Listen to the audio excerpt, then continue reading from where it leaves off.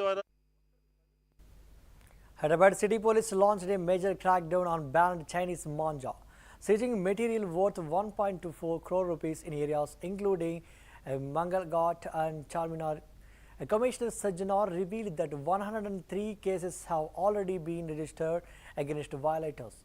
He cautioned that synthetic nylon manja causes severe harm and warned e-commerce platforms against supplying it, stating cases would be filed if they continued. Authorities advised kite flyers to use cotton threads instead. Sajjanar noted that Chinese manja is being smuggled from Delhi, Gujarat and Rajasthan, stressing that strict legal action will be taken against those flying kites with the prohibited material.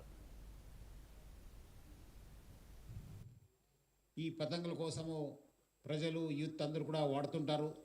దానివల్ల పర్యావరణానికి, పక్షులకి, మనుషులకి అందరూ కూడా చాలా పెద్ద ఎత్తున నష్టం చేయడం జరుగుతుంది.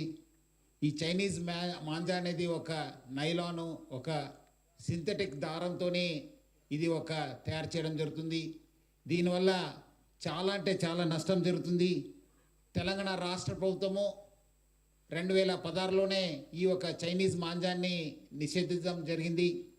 అదేవిధంగా national green tribunal NGT July 2017లో బ్యాన్ చేయడం జరిగింది. బ్యాన్ అయినప్పటికీ ఇంకా కొంతమంది ఈ ఒక దొంగచాటుగా ఈ ఒక చైనీస్ మాంజాన్ని అమ్ముతూనే ఉంటారు, ప్రజలు కూడా కొంటూనే ఉంటారు. ముఖ్యంగా హైదరాబాద్ సిటీ పోలీసు గత ఒక నెలపై నుంచి చాలా ఉక్కుపాదం మోపించి ఈ ఒక చైనీస్ మాంజా పైన సో ఎవరెవరు పాత అఫెండర్స్ ఉన్నారు, ఎవరెవరు అమ్ముతున్నారు వాళ్ళపైన చాలా గట్టి నిఘా ఏర్పాటు చేయడం జరిగింది. గోడౌన్స్ మన పైన కూడా మనము దాడి చేయడం జరిగింది.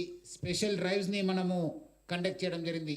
ముఖ్యంగా ఇక్కడ law and order officers plus మన టాస్క్ ఫోర్స్ ఆఫీసర్స్ స్వయంతంగా జాయింట్ ఆపరేషన్స్ని కండక్ట్ చేసి చాలా చోట్ల కేసు పెట్టడం జరిగింది. ఇప్పుడు దాకా మొత్తము 103 కేసుని మనం కట్టడం జరిగింది. దాదాపు 143 మందిని అరెస్ట్ చేయడం జరిగింది. 1,24,52,000 పైన